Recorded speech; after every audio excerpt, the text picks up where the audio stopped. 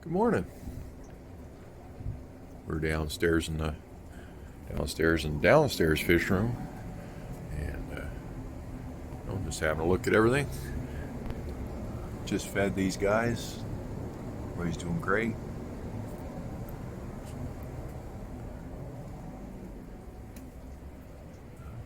Let's have a look at the parrotfish. Water conditions are rocking the world.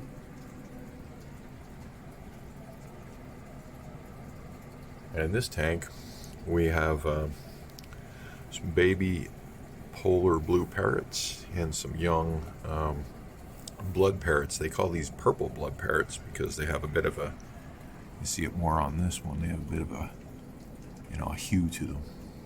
Purple hue to them.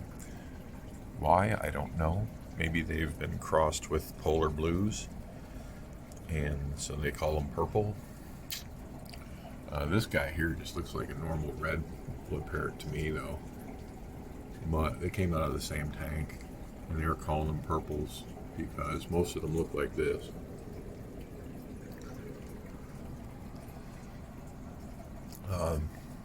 These fish here are supposed to get about the size of a baseball, so they're still quite small. They seem to be fairly slow growing. And then the polar blues are meant to basically get about this big, 4-inch range. So they got a lot of growing to do too.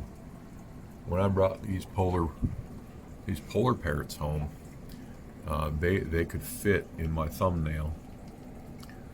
I've been here a couple months now, and sort of see the growth that they've done so far. They were fry when I brought them home, and they're doing really good. I've got a couple color morphs.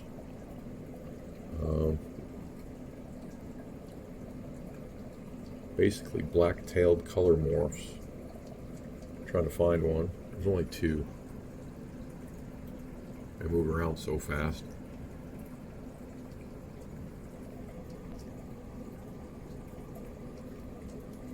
That one's sort of one of them.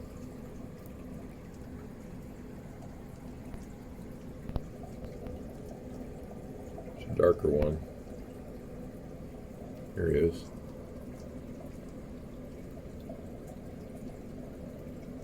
Normally they got clear tails, turn a little red, but I got a couple with these black tails, so we'll see what happens.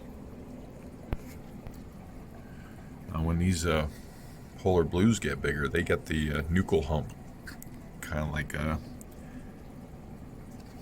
flower horn does. Not as dramatic, but still very cool. The blood parrots don't do that, not that I know of.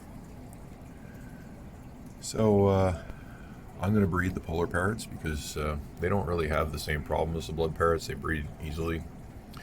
Males are typically fertile. It can happen because they're hybrids where the males are infertile, but I have enough fish here that I'll get a fertile couple. The other thing is, if these are females, they're going to need, if one's a female, one's a male, the male will be infertile on these guys for sure. So having the polar blue parrots in here, if one of these females, or one of these or both of these end up being females, they'll be able to mate with one of the polar blue males. And I think what we'll get then is a parrot, a blood parrot looking fish with a stripe or two on it. And I've seen those before. I think they're beautiful, so I'm hoping we can make some of them. Another option we can do is, if I get two females, is I can take one of them and mix it with the male I have in here. I have two of these. One's a female, one's a male. I believe he's the male. And these are Honduran red tips. And they are the other hat. You cross these with the blood parrot and you get a polar blue parrot. So, and they're compatible breeding wise. So, we're gonna have some fun. We're gonna have some fun with these parrots. We just gotta get them grown up. I think it's about a 6-month growth from fry to adult with the polar blues at least. Might take longer with the blood parrots because they end up being a bigger fish. So maybe by spring this tank's going to get real interesting. As you can see, the algae situation is now under control. I set this downstairs setup, continuous flow setup, last spring and summer, so it took a few months to get things dialed in, but they are now dialed in, and I'm not having any more algae issues in the basement, on any of the basement tanks, and or the Discus tank. Everything is very well balanced now. And again, I'm running the UV down here as well. You can't really see this very well. So I'll just pull it out a little bit. There it is. It's in a pipe, and it's doing its job for us. Little more light on it. It's in this pipe. All the water from the system passes through this pipe at a rate of 450 gallons an hour. And then here is where I put the $20 UV light.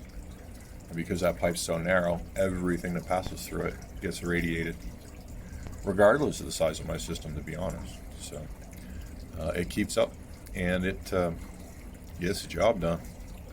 We get that Discus North absolute water clarity across all of our tanks. Oh, that just isn't that beautiful? Isn't that beautiful? That's even more beautiful when you know that all your tanks, every tank in your house looks like this. And it's not like I've done a water change. Every tank I just showed you right now is creeping up on a week or more. Downstairs, I don't do the water changes as often as upstairs, and it's still perfect down here. I don't even have to touch it. Nothing stinks. Everything's clean. I did filters in this tank yesterday because I didn't have to do the water, so I just did the filters and I did the gravel, and the water is fine. The filters and the gravel were gunked up, but the water is fine. Same thing up here.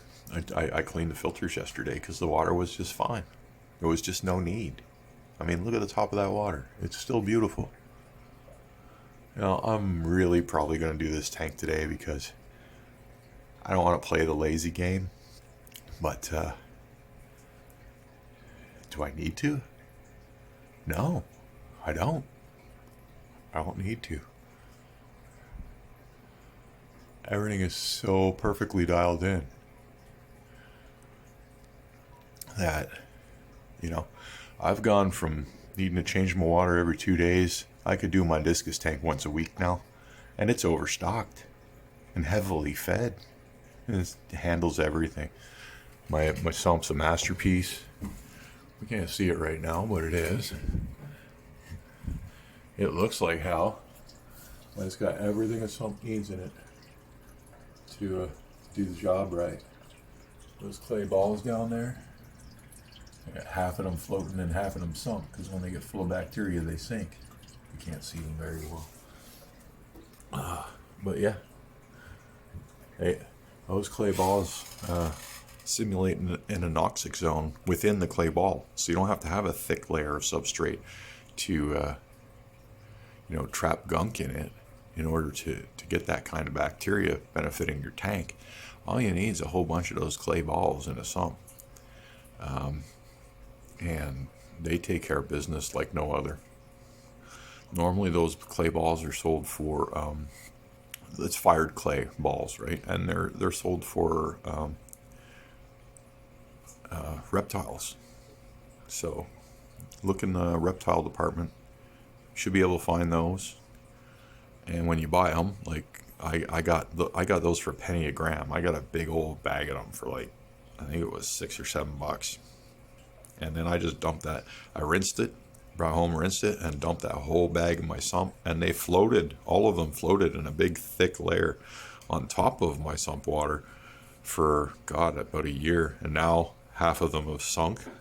and half of them are still floating. So I have two anoxic layers, one along the top of my water, one along the bottom of my water. As the water travels through the sump, it's just getting, like, those balls, the type of bacteria that's going to live in them, it will transform the nitrates into gas, and then it'll just gas off out of your tank. Instead of sitting in your water and building up, it's actually getting it out of the tank. And that's something pot scrubbies alone cannot do for you.